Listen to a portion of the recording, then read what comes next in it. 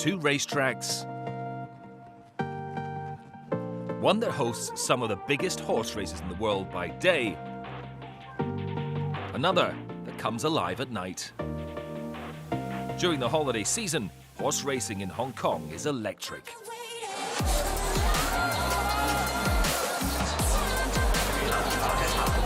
Every December, some of the world's best jockeys and horses descend on this busy municipality of China. The Hong Kong Jockey Club hosts the International Jockeys Championship under the floodlights of Happy Valley Racecourse, before staging 4 Group 1 races at their other racecourse in Sha Tin a few days later.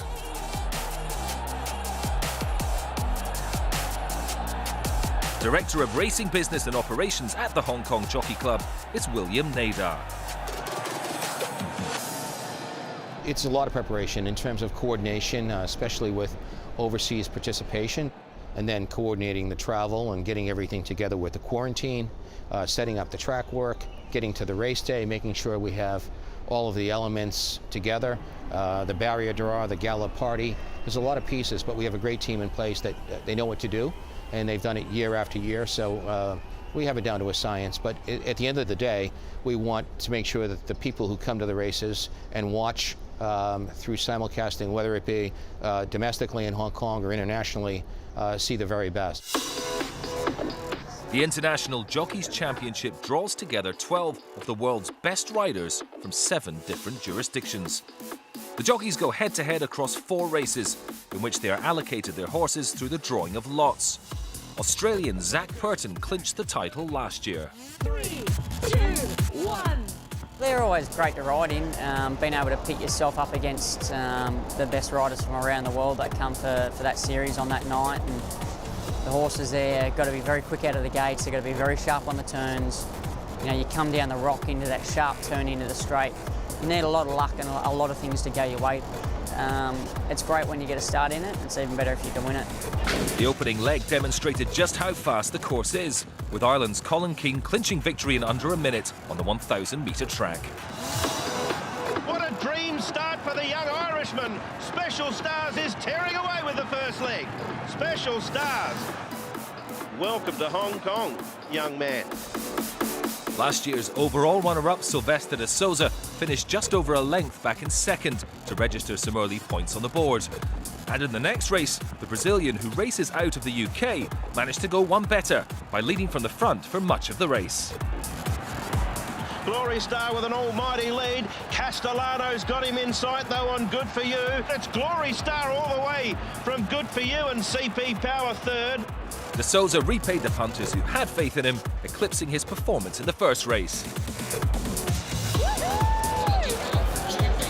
The International Jockeys Championship is as much about the fans as it is the jockeys. This year, it brought in a 30,000-strong crowd of tourists and locals looking for an adrenaline rush, a tipple at the bar, and an opportunity to win big. You're right on the track. You've got the mounting yard right behind us. It's incredible to be amongst the action rather than just being sort of a part of it. Atmosphere is just wonderful to get to meet new people, as well as just feel the adrenaline of the race, the horse, and everything that happens around here. It's about the culture. You hear that bell? Look at how everybody's tension starts to rise. How the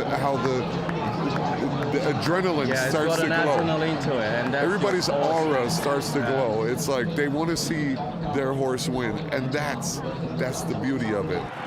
The local fans had something to cheer about in leg 3, when Hong Kong's C.Y. Ho claimed the win, with Sylvester de Souza maintaining his strong form to place third. By the fourth leg, 37-year-old de Souza, who has over 1,500 career victories, had all but secured the title. Sylvester de Souza looking for the championship, and he's got it. Experto Crede takes the final leg over Bank on Red and some street somewhere. The Brazilian underlined his dominance at this year's International Jockeys Championship, winning the final leg and securing overall glory on the day. With the midweek carnival over, attention turned to Sha Tin and the Turf World Championships. The event comprises of 4 races: the Hong Kong Vase, Sprint, Mile and Cup. The races have a combined prize purse of almost $12 million US, making it the third richest day in horse racing. Massive day. I mean, that's one of the big days in worldwide racing, where we get about 25 to 30 horses that come in from overseas to compete in the 4 Group 1 races. It's the Turf World Championships with Group 1 races at 1,200, 1,600, 2,000, and 2,400 meters. So there's about something for everybody, and it's a great opportunity for us in Hong Kong to match our horses, our top horses, against the best from the world, and it's really established as one of the biggest days in racing. The Hong Kong Cup was the day's richest race at over $3.5 million. Among the favourites were Japan's Sungrazer and Hong Kong-based horses Time Warp and Glorious Forever. The midweek champion Sylvester de Souza saddled Glorious Forever in the yellow and black stripes.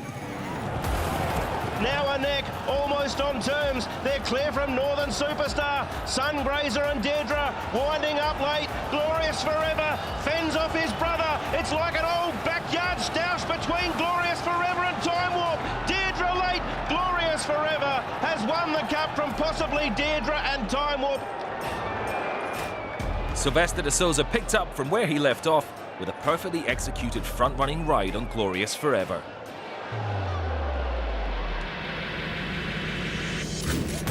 The Hong Kong Vase was no less exciting. 14 horses, including 8 runners from Europe, and Hong Kong's QE2 Cup winner Pakistan Star. But it was another local horse that emerged at the front. Exultant and Lee's Gracheur, a real cliffhanger in the Vase. Exultant fights back and wins for Hong Kong. Zach Burton took the victory in Exultant for local trainer Tony Cruz. They go at fast pace, and the jockeys race tight here too. And stripes are very strict here. And I think horses, you got to really tune them up, yeah. And you got to have them really spot on to win races like that, you know. So I'm so happy to have won a few times, you know, and try to keep on winning, you know. Given that the races attract an international field of jockeys and horses, media from all over the world fly into Hong Kong to cover the event. More than 350 journalists were in town from the likes of Argentina, Canada and Sweden, as well as the horse racing strongholds of the United States, the UK and Australia. So what's the draw for those in the media? Well, I think it's the magic of Hong Kong itself. It does attract a terrific array and a diverse array of competitors each year at the December meeting, probably more so than any other international race meeting in the world. It may not necessarily be as strong as the Breeders' Cup in terms of the horse flesh, but it's strong, and the diversity of the competitor is fantastic, and they've done a terrific job via racing, I think, in promoting tourism in Hong Kong. It's now a draw card for many people around the world, particularly from Europe and Australia, to come to Hong Kong in December. It has that reputation. This is the time to come. But the point about Hong Kong, I think, is that you could probably sum it up in 2 words. Atmosphere and competitiveness. To go racing at Happy Valley on a Wednesday evening, right in the middle of a bustling city with skyscrapers all around, is the most magical experience. And then to come out on Sunday to Sha Tin, it's almost a different world, and yet it's 5 miles down the road. The Hong Kong Sprint best typifies horse racing in this part of the world. Like the city, it's fast and closely bunched. As such, the local horses that are used to racing at the high intensity here were fancied for the win, including Hot King Prawn and Mr. Stunning. Mr. Stunning took a slender lead, edging away, beat the clock wider out, DB Pin. Mr. Stunning in front from DB Pin and beat the clock. Mr. Stunning, he's the man, wins the sprint again for Karis Teeton. Mr. Stunning from DB Pin and beat the clock. Hong Kong-based jockeys Karis Teeton and Sam Clipperton took the top 2 spots. Clipperton only moved to Hong Kong from Australia last year, drawn in by the lure of such a competitive jurisdiction. I think it's where every jockey strives to be at some point in their career.